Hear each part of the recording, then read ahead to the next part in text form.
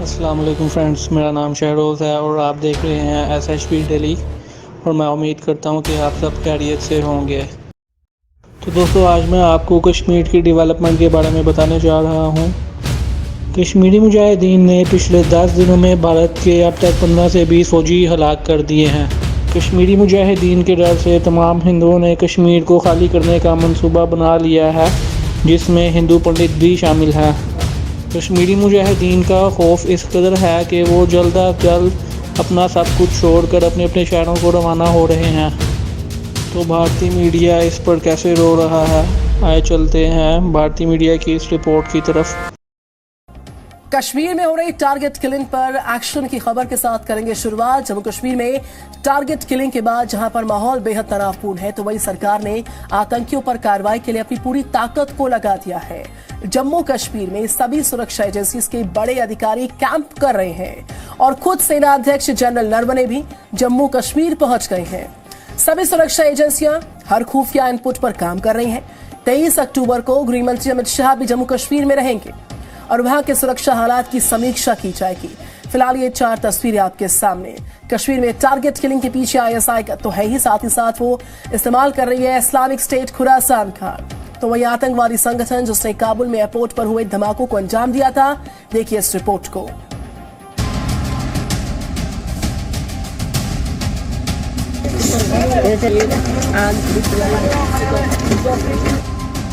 कश्मीर में तालिबानी साजिश, जो उनको मार रहे हैं, जो इसलिए बस डर लगता है, घर जा रहे हैं। टारगेट किलिंग के पीछे ISKP का हाथ। मजबूरी में जाना पड़ गया, नहीं तो अभी हम नहीं जाते हैं। कम से कम 2 साल 2.5 साल रहते हैं। थोड़ा सा मन में हो गया भाई, भी घर में भी ऐसा कांड सुना, 2-4 ठो जो हो गया ऐसा, तो घरे चले अब वापस। हत्या का डर कश्मीर से पलायन को मजबूर। यहाँ 15-20 साल से आ रहे हैं, जो कि ऐसा हम लोगों के साथ में नहीं होते रहते थे, लेकिन मजदूर के साथ में ऐसा काम उम करने वाले के साथ में ऐसा नहीं हुए थे। सुना आपने, घर लौट रहे इन मजदूरों की ये बातें खौफ पैदा करने वाली हैं। आतंकी हमले का खौफ ऐसा कि अब वापस घर लौट जाने में ही अपनी सलामती समझ रहे हैं। इनका कहना है कि जान है तो जहान है, और अगर जिंदा रहे तो कहीं भी और कमा लेंगे, लेकिन अब एक और पल भी कश्मीर में नहीं रहेंगे। इनकी आप बीती ये बताने के लिए काफी है कि कश्मीर के हालात बद से बदतर हो चुके हैं। कश्मीर में हो रही टारगेट किलिंग के बाद से पूरे देश में गुस्सा है और अब देश आतंक के खिलाफ अंतिम लड़ाई की मांग कर रहा है। कश्मीर के कुलगाम, पुलवामा और बडगाम जैसे जिलों में आतंकवादियों के डर से बड़ी संख्या में लोग पलायन कर रहे हैं, लेकिन हमारे देश का एक खास वर्ग इन लोगों को नॉन नेटिव यानी कि भारत के दूसरे राज्यों का नागरिक बता रहा है। और आतंकवादी भी यही चाहते हैं कि भारत के किसी दूसरे राज्य का कोई भी नागरिक कश्मीर को अपने देश का हिस्सा न माने।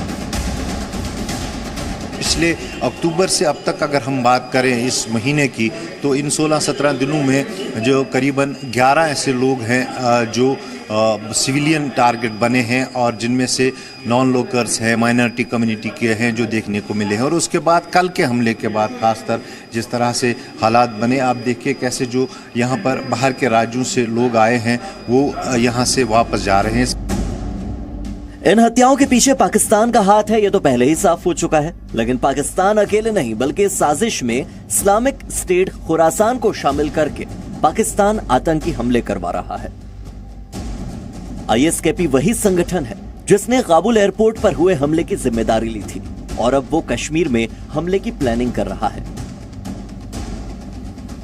आतंकी संगठन ISKP की मैगजीन वॉइस ऑफ हिंद है, जिसमें अक्सर भारत के खिलाफ जहर उगला जाता है। और इसी मैगजीन में एक फोटो छपी है जिसमें ठेले वाले को पीछे से गोली मारते हुए साफ दिखाया गया है। इसमें लिखा है वी आर कमिंग, यानी कि हम आ रहे हैं। वॉइस ऑफ हिंद मैगजीन में हिंदू देवी देवताओं की त्रिशूल वाली फोटो भी है, यानी हिंदू मंदिर और त्योहारों को भी निशाना बनाना इस साजिश का हिस्सा हो सकता है। बता दें कि कुछ दिन पहले ही कई आतंकी ऐसे पकड़े गए थे जो त्योहारों में धमाका करने की प्लानिंग कर रहे। इसके अलावा ISKP ने जम्मू कश्मीर में गोलगप्पे वाले की हत्या के बाद गोली मारते हुए एक वीडियो भी जारी किया है। और खबर यह भी है कि जम्मू कश्मीर में ISKP के स्लीपर सेल तेजी से फैल रहे हैं। वॉइस ऑफ हिंद मैगजीन के 20वें संस्करण में इस्लामिक स्टेट खुरासान ने इंटेलिजेंस एजेंसियों को भी चुनौती दी है और कहा है कि हमारे इतने लोग उठाकर भी हमारी मैगजीन को रोक नहीं सके और आगे भी रोक नहीं पाओगे। आपको याद होगा कि आतंकवादी संगठन अल कायदा ने आज से लगभग 1 महीने पहले यह घोषणा की थी कि अब काबुल के बाद वो कश्मीर में इस्लामिक राज स्थापित करेंगे और लगता है कि कश्मीर में ISKP इन हत्याओं के साथ इसकी कोशिशें शुरू कर चुका है। अफगानिस्तान में तालिबान के आने के बाद से ही इस बात का डर तो था कि अब कश्मीर में आतंकी वारदातों में इजाफा हो सकता है और डर सच भी साबित हुआ। अफगानिस्तान में जिस तरह से तालिबान और इस्लामिक स्टेट खुरासान के बीच सत्ता के लिए रस्साकशी चल रही है, इसका पूरा फायदा पाकिस्तान उठा रहा है। पाकिस्तान अब इस्लामिक स्टेट खुरासान को अफगानिस्तान में मदद के बदले कश्मीर में आतंक फैलाने का समझौता कर चुका है, जिसके बाद से ही इस्लामिक स्टेट खुरासान कश्मीर में अपने स्लीपर सेल को एक्टिव करके आतंकी वारदातों को अंजाम दे रहा है। संवाददाता नीरज गौड़ और खालिद हुसैन के साथ ब्यूरो रिपोर्ट, जी मीडिया। और जम्मू कश्मीर में सुरक्षा व्यवस्था की समीक्षा करेंगे खुद सेना अध्यक्ष। कल ही जम्मू कश्मीर पहुंचे थे सेना अध्यक्ष जनरल नरवणे। जो सीमावर्ती क्षेत्र हैं उन तमाम इलाकों का दौरा किया जाएगा सेना अध्यक्ष द्वारा और सभी सुरक्षा एजेंसीज के जो बड़े अधिकारी हैं वो जम्मू कश्मीर में मौजूद हैं। तो सुरक्षा व्यवस्था की समीक्षा का मौका, सेना अध्यक्ष खुद मौजूद है। कल ही जम्मू कश्मीर पहुंचे थे सेना अध्यक्ष जनरल नरवणे। जितने भी सीमावर्ती इलाके हैं उनका दौरा करेंगे।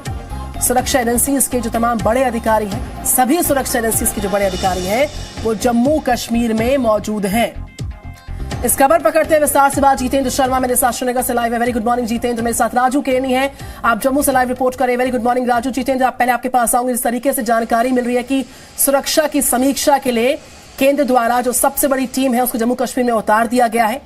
हर हालात पर नजर है और जो काउंटर टेरर ऑपरेशंस हैं उसकी भी जानकारी कि उसको और तेजी के साथ आगे बढ़ाने पर भी निष्कर्ष तक सरकार पहुंच सकती है। फिलहाल मौजूदा हालात क्या है वो बताएं और साथ ही साथ सेनाध्यक्ष तमाम सीमावर्ती इलाकों का दौरा करेंगे, जायजा लेंगे सुरक्षा के इंतजामातों का। जितेंद्र, देखिए निधि, जो सबसे पहली बात यह है कि यहाँ पर जिस तरह के हालात हैं उसको लेकर के यहाँ पर खुद LG सारे जो सीनियर ऑफिशियल्स हैं उनके साथ मीटिंग ले रहे हैं। खुद DG NIA और CRPF कुलदीप सिंह, जिनके बाद दोनों एजेंसीज का प्रभार है, वो यहाँ पर मौजूद हैं इस समय। वो यहाँ पर बाकी सीनियर ऑफिशियल्स और LG के साथ मीटिंग ले रहे हैं। रात को एरिया डोमिनेशंस यहाँ पर स्टार्ट हो चुका है, क्योंकि जिस तरह से ये पिछले कुछ दिनों में देख रहे हैं कि हम टारगेट किलिंग हो रही है, ये जो समय है ये तब है जब सिक्योरिटी एजेंसीज, यानी कि जो कहें कि रात के समय जब टीम बदलती है और जैसे ही अंधेरा होना शुरू होता है उसी समय ये मौका देख करके ये आतंकी टारगेट किलिंग कर रहे हैं।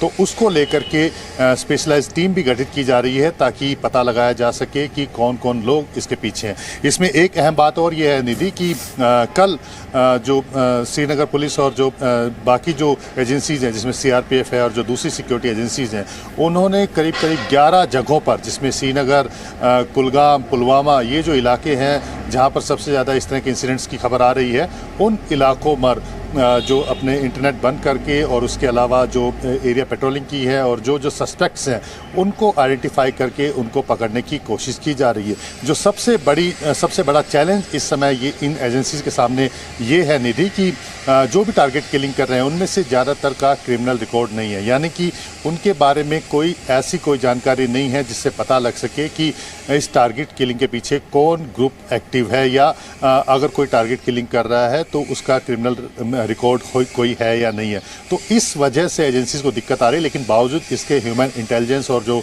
नेटवर्क के जरिए एजेंसीज पता लगाने की कोशिश कर रही है ताकि जल्द से जल्द इस नेटवर्क को तोड़ा जा सके, जो कि पाकिस्तान ISI के कहने पर इस तरह की हरकतें कर रहा है। एक और इसमें एक खास बात है निधि कि एजेंसीज को जो पाकिस्तान ISI का ब्लूप्रिंट है वो भी मिला है, जो कि इस तरह से टारगेट किलिंग को एनकरेज कर रहा है, बढ़ावा दे रहा है।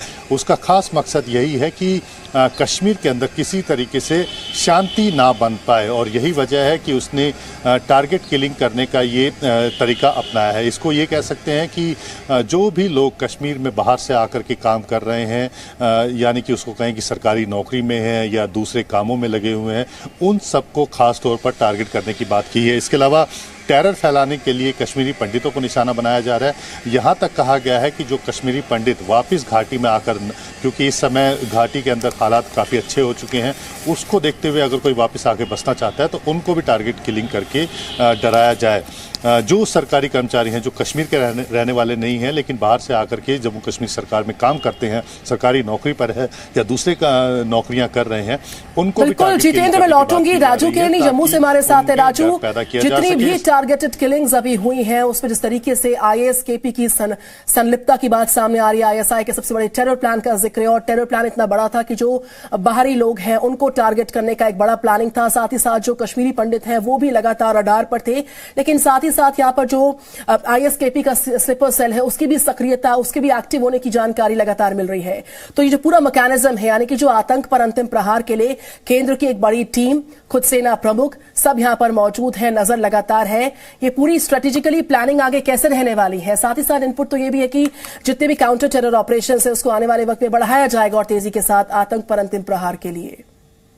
राजू जी निधि, जिस तरीके से आर्मी चीफ जो है वो कल जम्मू में यहाँ पे पहुंचे और उन्होंने आते ही यहाँ पे पहले सुरक्षा व्यवस्था का जो है वो जायजा लिया, लाइन ऑफ कंट्रोल से लेके हिंटरलैंड तक किस तरीके से ऑपरेशंस चलाए जा रहे हैं वो सारी जानकारी जो है उन्होंने यहाँ पे जो है सेना अधिकारियों से मीटिंग करके लिए। रात को वो जो है राजौरी में ही रुके थे और आज जो है फिर वो जो है पुंछ के इलाके में जाएंगे। यहाँ पे ऑपरेशन मिलिटेंट्स के खिलाफ एक चल रहा है और मिलिटेंट्स का जो प्लान है, जो पाकिस्तान की खुफिया एजेंसियों का प्लान है कि कहीं पे एक जगह जो है पुंछ के इलाके में कहीं जंगलों में एक जगह को जो है बेस बनाया जाए और उसके बाद वहां से ऑपरेट किया जाए। उस सारी चीज़ों का जो हो जायजा लेंगे, क्योंकि उस जगह जो है वो राजौरी पुंछ का जो फारस का इलाका है, उस इलाके में ऑपरेशन इस समय सेना की तरफ से आज 9वें दिन जो भी जारी है और सेना जो है उस पूरे इलाके में जो है हर तरीके से पैरा कमांडो और सभी को जो है सभी एजेंसियां जो है उसमें इन्वॉल्व होके वो सारी की सारी जो है उस ऑपरेशन को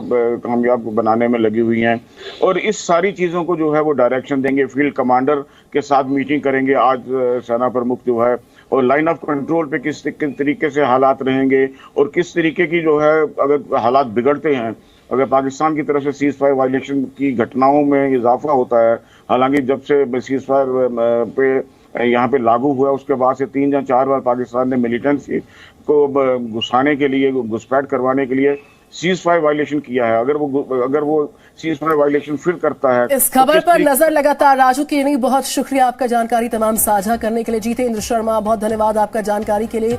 खबरों के साथ हम फिलहाल रुकेंगे। इस खबर पर जी न्यूज की बड़ी कवरेज नजर लगातार है। फिलहाल वक्त एक छोटे से ब्रेक का है।